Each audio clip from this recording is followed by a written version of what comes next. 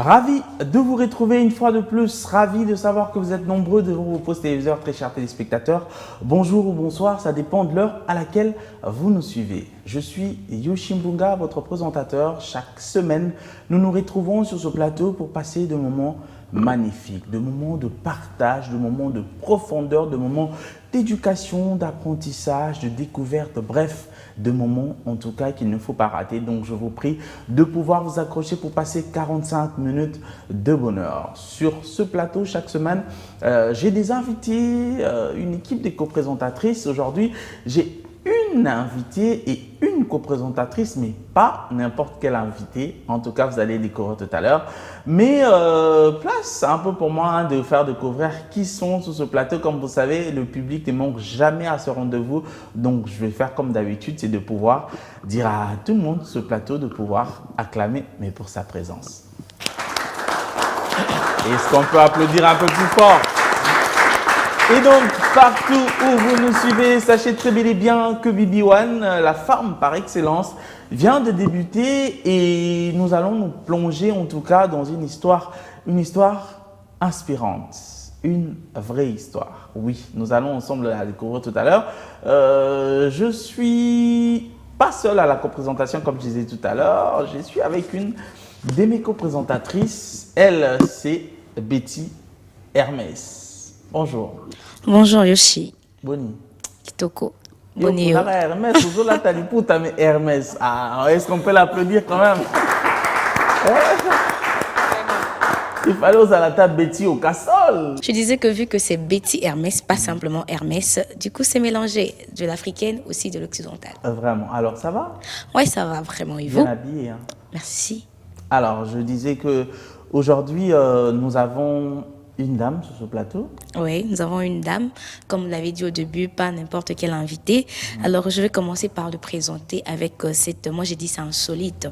Alors, c'est la première unique femme congolaise diplômée de la prestigieuse École nationale d'administration française, ENA. Elle s'appelle Madame Godelive Elisabeth Longi Bandekela. Elle est chercheuse, écrivaine aussi, directrice de politique publique de l'Institut de sciences pour Paris. Et le reste de sa présentation, comme je vous ai dit qu'elle a beaucoup de casquettes, je pense qu'elle pourra plus en parler, plus ajouter sur sa présentation.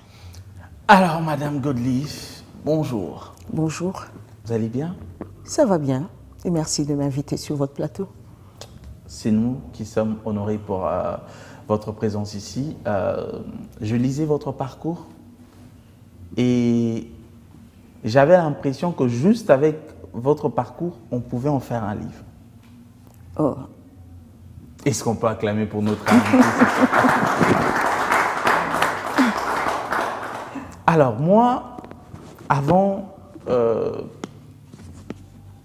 de pouvoir revenir un peu sur votre parcours, j'aimerais savoir, quand on veut expliquer qui vous êtes, qu'est-ce qu'on redit? Parce que c'est 1000 phrases, mais elle n'a dit que 2. Est-ce qu'on peut avoir peut-être encore plus de vous? De mon parcours, de ma vie de tous les jours ou bien de mon nom? Je préfère mon nom parce que chez nous, dans mon territoire, on commence toujours par le nom. Ah oui, ah oui. On nous identifie par le nom. Exactement. Et pour prendre parole en public, vous devez vous présenter. D'abord vous présenter parce que tout le monde n'est pas, tout le monde n'est pas autorisé. Tout le monde n'est pas autorisé. Donc je suis Godelive Elisabeth Longi Bandekela. Godelive, c'est en flamand. Okay. Bon, c'est un nom que mes parents, un prénom que mes parents ont choisi, qui veut dire aimer de Dieu. Et Elisabeth, comme mes amis le disent, like the Queen. Elisabeth, c'est le prénom de ma grand-mère, qui était une princesse. Elisabeth, oui, Godelive Elisabeth Bandekela. Et Longi, c'est mon nom patronymique, qui veut dire la rage. Oui. Et je suis Godelive Elisabeth Longi. Et pour les intimes, c'est Godé Gel. Gel. On l'acclame encore. Alors, votre parcours, En quelques mots, en quelques phrases, nous n'avons que 45 minutes, il y a beaucoup à dire dans cette émission. Quand on demande un peu de vous définir, votre parcours, qui est Madame Godlieve? Je suis juriste fiscaliste, expert en gouvernance et expert en politique publique. Et je suis congolaise, de père et de mère. Et je m'intéresse beaucoup à la recherche et aux réformes. Je suis réformiste, j'ai fait beaucoup de réformes dans ma vie, et plutôt dans le secteur public. Réforme fiscale, réforme de l'administration publique et beaucoup d'autres réformes. C'est ça ma passion. Moderniser, changer, faire évoluer. On sent que vous ne voulez pas plus sortir. En fait, quand on parle de vous, j'avais l'impression comme si on parlait de toute une famille. Comme si on parlait des 10 personnes. Parce que le parcours est tellement immense que Poso Kabelanga attend moi passer à parcours nayo vraiment. Bon, aujourd'hui. Alors, vous avez un master 2 en politique publique. Oui. Vous avez encore un master en administration. Administration fiscale, finances publiques. Ok. Et vous êtes passé à la prestigieuse école française ENA, où vous avez appris quoi? J'ai appris beaucoup de choses parce que pour moi, c'est pas une collection de diplômes. C'est pas comme mes collègues qui m'ont surnommé la femme aux 1000 diplômes. C'est pas vraiment ça. Moi, c'est une collection de connaissances. Parce que chaque diplôme correspond à une étape de ma vie, à un travail que j'ai eu à faire, quelque chose que j'ai eu à donner à l'État congolais. Donc pour faire les réformes fiscales, il fallait connaître quand même les réformes, connaître les évolutions en matière de finances publiques, connaître comment on gère, comment les contribuables se comportent aujourd'hui. Et pour faire la réforme de l'administration publique, il fallait passer par l'ENA. Il faut comprendre le fonctionnement de l'État, il faut comprendre la fonction publique, l'évolution de la fonction publique, qu'est-ce que l'usager de la fonction publique demande aujourd'hui. Pour tout ça, il fallait apprendre, se remettre en question, apprendre et évoluer. Mais aussi, je suis une femme, j'ai resté une femme. Et vous savez que le monde aujourd'hui est confisqué par les hommes. Et les hommes qui sont impitoyables. Donc il fallait me mettre au même niveau que les hommes pour les affronter sur leur propre terrain. Donc c'est ça en fait mon parcours, ma vie de tous les jours et mes défis, si je me permets. Très bien. En parlant du fonction publique, vous avez été directrice de cabinet ou fonction publique? Oui, directrice de cabinet du ministre de la fonction publique. C'était... j'étais technicienne plutôt. Le ministre avait besoin d'un administratif, de quelqu'un pour relancer la machine de la réforme de l'administration publique. Et c'est à cette occasion que nous avons préparé ensemble le plan stratégique révisé. Et j'ai été désignée aussi chef de projet ENA. C'était une ambition personnelle déjà, et c'était une opportunité pour moi. Bon, il faut dire aussi qu'il y a des hommes qui permettent aux femmes de rêver et puis de voir leurs rêves se réaliser. Avec le Premier ministre Matata Ponyo. Avec le Premier ministre Matata Ponyo, le ministre Kibala et surtout avec le ministre Maker. Wangou. C'est à ce moment-là que nous avons pensé à mettre en place une ENA pour la RDC. Et nous avons bénéficié du concours de la communauté des énarques de France. Et c'était vraiment une belle expérience. Et aujourd'hui, vous avez l'ENA, nous avons une ENA en RDC qui fonctionne bien et ça me plaît. Bon, je ne peux pas dire que c'est grâce à moi comme tel, parce que j'avais toute une équipe autour de moi. Est-ce qu'on peut applaudir la modestie de madame? Parce qu'il n'y a pas eu que ça.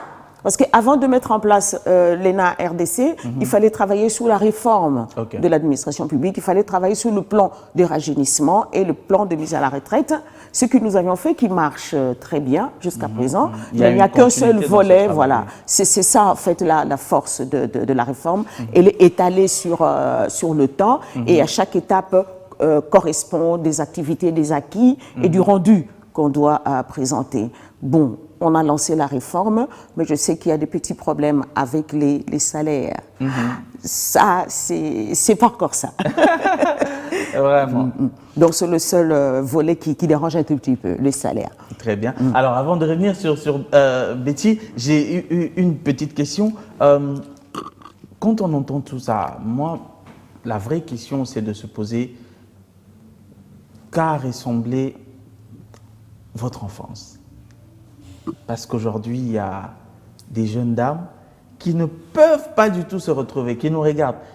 Et en voyant, ils se disent « Ah, elle a sûrement eu une enfance qui l'a rendue déjà dans ce qu'elle est. » Et moi, j'ai la petite curiosité de savoir un peu qu'a ressemblé votre enfance, la jeune fille que vous étiez à l'école, la famille, c'était comment?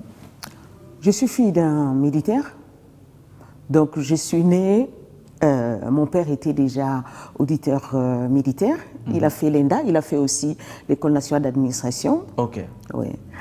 Et j'ai eu une enfance normale, j'ai vécu avec un père assez autoritaire, et c'est la douceur de ma mère qui m'a aidée à me frayer un chemin.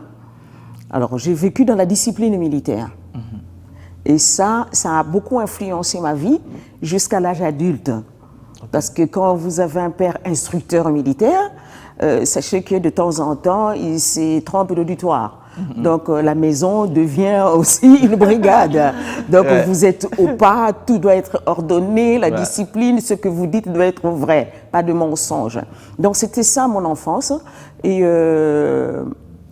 avec un père militaire qui devait aller partout, nous avons fait le tour de la RDC. Parce qu'à l'époque, il y avait la mobilité des militaires, la rotation. Oui. Donc un militaire ne restait pas sur place. Et surtout qu'il était officier militaire, auditeur militaire, il devait faire le tour des provinces. C'est comme ça que toute notre vie, on a eu à changer beaucoup de maisons et à changer beaucoup de provinces.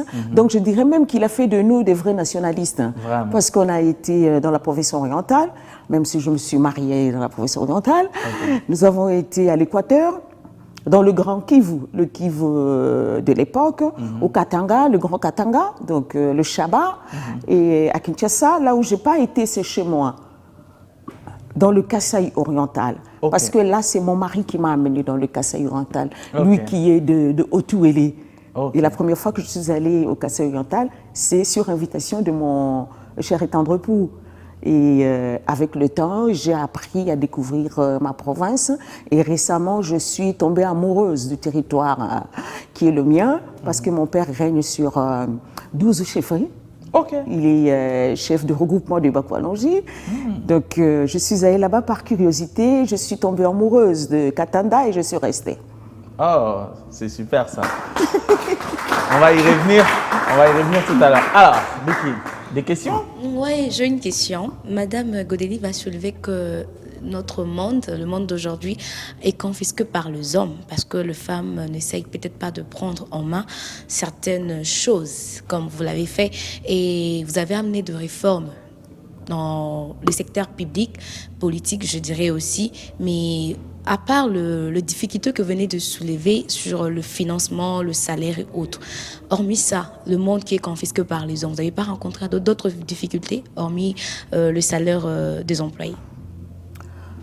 Bon, ce monde qui est confisqué par les hommes conditionne aussi notre comportement. Vous m'avez posé des questions sur mon parcours scolaire et universitaire. Je vous ai dit que moi, ma stratégie, c'était affronter les hommes sur leur propre terrain. Parce que ce sont les hommes qui ne décrochent pas beaucoup, les femmes décrochent. Quand nous commençons l'école primaire, s'il y a 10 femmes, 10 hommes, mais quand nous sortons de l'école primaire, il y a peut-être 5 femmes et 10 hommes, et ainsi de suite. À chaque niveau, il y a des femmes qui restent. Oui. Et jusqu'aujourd'hui, je vais le dire et je le confirme encore et je le répète, que ce sont les hommes qui nous choisissent, jusqu'à présent. Ça fait un bon bout de temps que nous sommes dans des mouvements d'émancipation des femmes, mais c'est les hommes qui nous choisissent. Par exemple, pour les listes électorales, je suivais encore ce matin, on en parlait, on disait que la représentation de la femme est insignifiante. Mais vous devez savoir que ce sont les hommes qui choisissent les femmes pour les mettre sur les listes électorales. Et les femmes qui ont des partis politiques, bon, elles sont là, elles se battent, mais ce n'est pas la même chose avec les hommes. Donc, mon parcours, c'est un parcours d'une femme qui est déterminée, une femme émancipée, une mère de famille, une épouse, mais aussi quelqu'un qui lutte pour le droit des femmes. Et quand vous luttez pour le droit des femmes, vous rencontrez beaucoup d'embûches. Et d'abord, vous rencontrez la femme elle-même, qui n'aime pas la femme. C'est pas moi qui le dis, on le sait très bien. Vous rencontrez plusieurs manières, plusieurs méthodes utilisées par les hommes pour pouvoir anéantir les femmes. Vous devez lutter contre toutes ces méthodes-là et vous frayez un chemin. Je peux vous dire que ce n'est pas facile, mais nous avons des femmes modèles, des femmes qui nous inspirent et qui nous donnent du courage. Alors moi, quand je pense à une dame comme Zoujan Bombo, je me dis, bon, elle a dû faire quoi exactement pour en arriver là? Ouais. Quand je compare ce qu'elle est et tout ce que moi j'ai vu sur mon parcours, vous voyez, quand je vois une dame comme Madame Odieu, qui est au Conseil d'État, c'est une femme que j'admire beaucoup, mais vous vous demandez, mais comment elle est arrivée là? Avec tous les problèmes que nous connaissons, elle a fait comment? Voyez. Donc, à chaque pas, quand je tombe, je me dis, mais les autres, elles ont fait comment? Et je me relève et puis j'avance. Ne pensez pas que la vie d'une femme est facile dans notre société, non. Nous nous battons contre les femmes, nous nous battons contre nous-mêmes, contre le découragement, contre l'incompétence aussi. Attention, c'est pas parce que vous êtes une femme qu'on doit vous nommer à tous les postes. Exactement. Il faut aussi avoir la compétence qui va avec. Donc il y a aussi les hommes qui nous font les coudes et tout, mais on doit se frayer un chemin.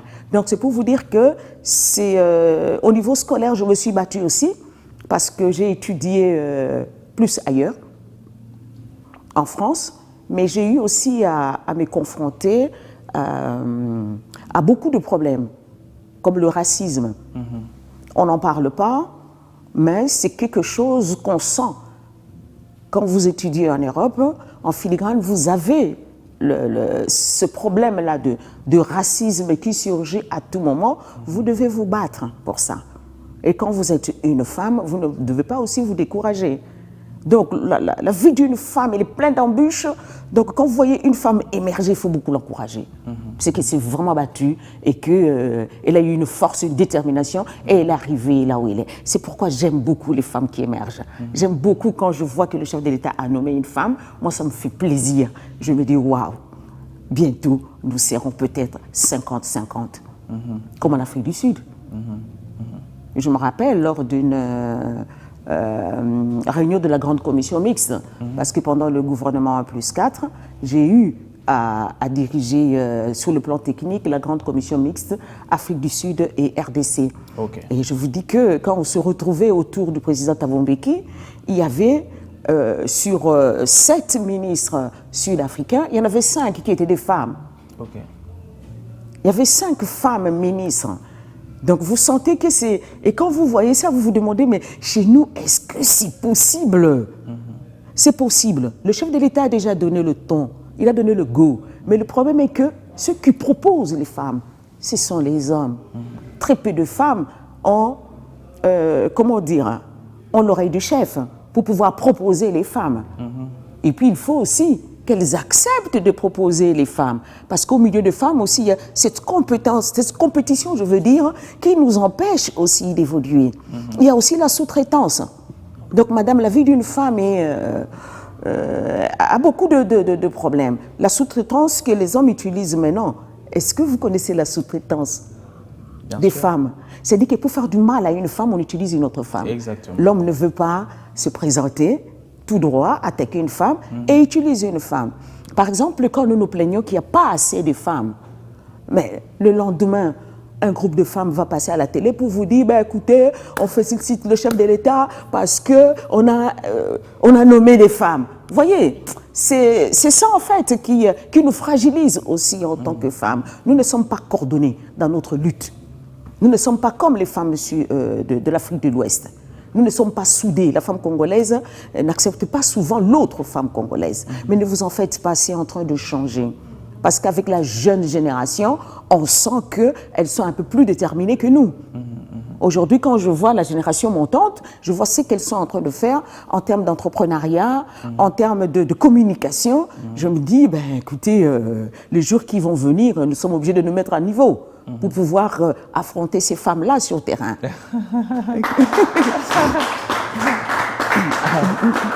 Alors, là, je venais de l'apprendre que vous exerciez déjà depuis 1+4. Ça mérite quand même encore plus de passion, non?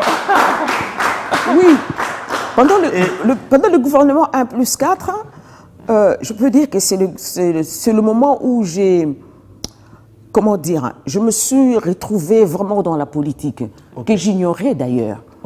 Donc c'était un coup de hasard. Justement, comment vous retrouvez dans la politique? Comment vous vous retrouvez dans la gestion de ce conflit-là pour pouvoir ramener la paix en RDC?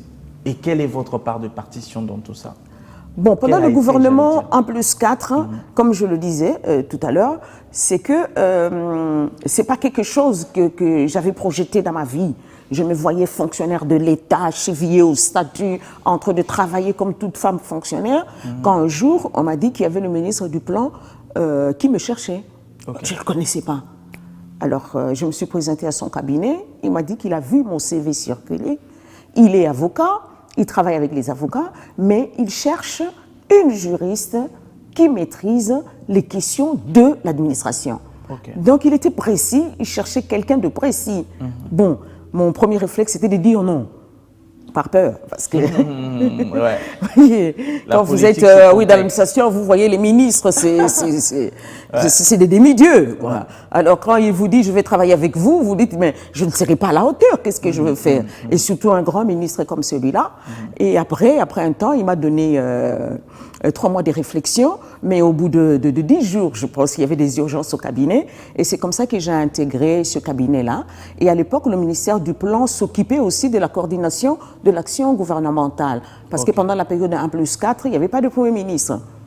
Alors, je peux dire que c'est une période qui a formé beaucoup de gens, beaucoup d'élites, parce qu'il y avait une telle compétition entre les 4 vice-présidents, donc on n'avait pas droit à l'erreur. On n'avait pas droit à l'erreur. Dès que vous n'êtes pas compétitif, ben, on vous écarte. J'ai été motivée par quoi faire la politique. C'est quand on a publié le siège pour Katanda. On est passé de 2 sièges à 1 siège. Et c'est le 2e grand territoire du Kasaï oriental. Je vous dis que j'ai fait des tours partout, j'ai secoué tout le monde. Tout le monde alors que ce n'était qu'un projet de loi. À un moment donné, je me suis demandé, mais je suis seule. On ne peut pas faire on peut pas mener une révolution seule.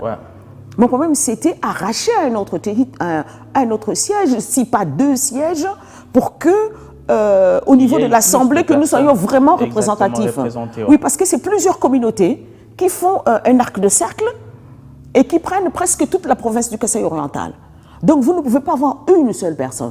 Une seule personne, ça veut dire une tribu. Et ça, c'est difficile à gérer. Qu'est-ce qu'il va faire seul? Donc, je me suis battue pour ça. Et devant moi, il n'y avait que des portes closes. Alors, je vais vous étonner. Je suis candidate chez moi, mais nous sommes 50. Et pour un siège. Une seule. Alors, je me suis dit, mais ils étaient où quand on se battait pour avoir le 3e siège? Parce qu'il y en avait 2. Ils étaient où pour les 145 territoires? Nous sommes le territoire qui a eu pas plus de 2% dans le budget général de 145 territoires. Alors que nous sommes un territoire qui a eu 2 premiers ministres. Nous avons 2 députés qui siègent à l'Assemblée. Nous avons une ministre de la Justice. Et nous avons un sénateur. Les 2 députés, madame, savent que et maintenant, ça sera 1. Mais la loi est passée où? La loi est passée à l'Assemblée. On applaudit quand même pour ces 2 députés là. Donc, ce sont toutes ces choses-là qui vous révoltent un tout petit peu et qui vous poussent quand même à bouger le curseur. Voyez. Ce que moi je cherche avant tout, c'est le développement. Oui. La politique vient en seconde position, mais d'abord les développements. Vous ne pouvez pas imaginer comment les gens vivent dans nos territoires. On se croirait à l'époque de Néandertal, l'époque du Cro-Magnon. alors qu'à Kinshasa, toutes les dames sont belles, comme votre co-animatrice. Toutes les femmes ressemblent aux Kardashian, vous voyez. Mais là-bas, c'est autre chose, c'est un autre tableau. Ouais. Une autre réalité. Une autre réalité que nous devons aussi, je voulais dire, nous devons aussi aider nos populations à vivre dans les mêmes conditions partout. Donc, quand un Congolais quitte Kinshasa, va à Kolwezi, va à Kipushi, va à Kamina, va à Katanda, à Chilenye, à Miabi, va à Aba, va à Aru, à Djougou, il doit avoir le même confort. Oui. Bon, je ne peux pas dire, je ne vais pas dire que j'ai un rêve comme Martin Luther King, mais moi j'y crois. Ah oui. Ah oui. Très profond. Alors, petit à petit, malheureusement, nous sommes en train de chuter. Moi, j'ai quand même une question autour du sujet du jour. J'aimerais savoir, madame, est-ce que pour vous, les leaderships féminins, parce qu'on parle de la femme ici, est quelque chose d'inné ou c'est quelque chose qu'on développe? Les deux. Les deux parce que, en faisant un peu le tour des sociétés, des détenteurs du pouvoir coutumier, je me suis rendu compte que dans plusieurs sociétés, il y avait des femmes comme chefs coutumiers. Okay. Il y avait des femmes qui dirigeaient les communautés. Mais qu'est-ce qui est arrivé? Comment les femmes ont perdu le pouvoir? Ça, je ne sais pas vous le dire. Parce que dans nos sociétés ancestrales, il y a l'organisation de la société est telle qu'il y a des familles qui peuvent régner. Il y a des familles qui donnent le pouvoir, comme chez nous, on les appelle l'entita. Eux, ils donnent le pouvoir. Oui. Ils sont comme la Cour suprême. Mais il y a des familles aussi qui portent les chefs. Ils doivent être forts et tout. Donc la société est organisée de sorte que chacun se retrouve dans un métier. Et dans toutes ces familles-là, il y a des femmes qui préparent les hommes. Par exemple, ceux qui portent les chefs, ils ont à la maison une femme. Mais chez nous aussi, il faut dire qu'il y a deux tableaux. Il y a le tableau de la ville aujourd'hui, avec le développement et l'évolution de la société, et il y a le tableau de la vie au niveau coutumier, au niveau de nos villages, au niveau de nos coutumes. Mais la femme a toujours eu une place. Chez moi, ma grand-mère de deux côtés, mes grands-mères de deux côtés étaient des reines. Elles ont dirigé. Okay. Donc on peut dire que le leader féminin a toujours existé. Et quand on prend l'époque coloniale, il y a des femmes qui ont été privilégiées aussi, comme Sophie Kanza. Okay. C'était pas après le 30 juin, mais c'était avant 1960. Elle était déjà dans le pipeline. Elle avait été formée. Donc le leadership, je peux dire que c'est quelque chose de inné, parce que quel que soit le milieu, quelle que soit la société, on doit développer cette qualité-là de leader. Oui. Aujourd'hui, je vois qu'on affiche beaucoup dans la rue, femme leader, femme ceci. Vous allez m'excuser, mais des fois, je cherche, je regarde le visage, je me demande, mais elle a fait quoi? Peut-être que j'ai loupé quelque chose dans cette ville, elle doit avoir fait quelque chose. Oui, c'est vrai, parce qu'il ne suffit pas de se proclamer femme leader. Il faut avoir fait quelque chose pour les femmes. Il faut avoir drainé les femmes quelque part. Ouais. Il faut avoir participé à l'évolution des femmes. Je prends une femme comme Madame Eve Bazaïba. Cette femme a révolutionné beaucoup de choses. Ouais. Elle était dans la Ligue des mamans dans l'UDPS. Elle a quitté l'UDPS pour être secrétaire générale du MLC. Et elle a tenu la tête pendant toute l'incarcération de Jean-Pierre Mbeba à la Haye. Donc on devait compter sur Madame Eve Bazaïba. Et ce n'était pas facile pour elle. Oui. Elle était une femme. Elle devait diriger les hommes et négocier à la table avec les hommes. Ça, c'est une femme leader. Quand je prends notre génération, Chantal Moulop, je suis ses déplacements. Je suis ce qu'elle fait avec les femmes. Mais vous sentez que c'est une femme leader. Elle est là, elle s'assume. Il y a beaucoup de femmes comme ça, mais il y a aussi les femmes qui sont dans l'ombre. Celles-là, on ne les connaît pas. On parle très peu de ces femmes-là, mais elles travaillent beaucoup, surtout dans nos administrations. Le grand problème du leadership chez la femme, c'est d'abord la reconnaissance du travail de la femme. Le travail de la femme n'est pas reconnu. Est-ce que vous savez que la personne qui a lancé la réforme de la fonction publique, c'est une dame, Madame Ange, mais qui malheureusement a eu de problèmes parce qu'elle touche beaucoup de primes. Vous voyez, elle a eu des problèmes avec l'IGF parce qu'elle touche beaucoup de primes. Pas pour autre chose, hein, parce qu'on considère qu'elle touche beaucoup de primes. Est-ce qu'elle touche plus que les hommes? Non. Oui. Donc il y a des hommes qui se sont mis ensemble pour dire non, cette femme-là, elle touche quand même beaucoup. On doit la corriger, on l'envoie en prison. Ça, ce sont les problèmes que nous rencontrons, nous, en tant que femmes. Et il y a beaucoup de femmes comme ça, que vous ne connaissez pas, mais qui ont révolutionné les choses. On a commencé la réforme des finances publiques avec des femmes, mais on n'en parle pas. On parle plutôt des hommes qui sont venus après. Donc le leadership chez la femme existe. Il est inné et puis il est développé. Il ne suffit pas d'avoir... Pour reconnaître un leadership, il doit émerger, il doit sortir. Il ne doit pas rester à l'intérieur. Pour sortir, il faut avoir des stratégies. C'est ça, en fait, le problème de la femme et de son leadership, entre guillemets. Très bien, merci. Alors, on va prendre la toute dernière question, oui, très courte d'ailleurs. Très courte, oui. Voilà, avant de chuter avec cette émission. J'ai lu dans votre présentation que vous êtes aussi conférencière. Vous êtes parmi les organisateurs de Makutano, vous participez. Mais vous avez dit au début que vous avez la famille a une coopération au niveau de Katende. Et je me disais, pourquoi ne pas avoir aussi une structure ici? Si vous en avez, c'est laquelle? Une structure ici qui encourage les femmes, parce que vous avez bien dit, être femme leader, c'est aussi être cette femme-là qui amène d'autres femmes à la conscience, à mieux se prendre en charge, à connaître leur leadership. Alors, vous avez une structure ici, à Kinshasa, ou simplement la coopération qui se trouve à Katende? À Katanda, c'est Katanda, c'est le territoire de Katanda dans le Kasaï oriental et la coopérative se trouve à Lukaon, Kopaïlou. C'est une coopérative qui aide les jeunes à revenir. C'est deux réalités un peu différentes. Ici, à Kinshasa et ailleurs, dans le cadre aussi de Makutano, nous formons les femmes entrepreneurs, les femmes d'affaires, les femmes qui veulent s'élancer aussi dans les affaires, ou bien les femmes qui sont de la diaspora et qui hésitent à venir en RDC investir ou bien s'installer. On a peur de la RDC par rapport à l'image que nous renvoyons.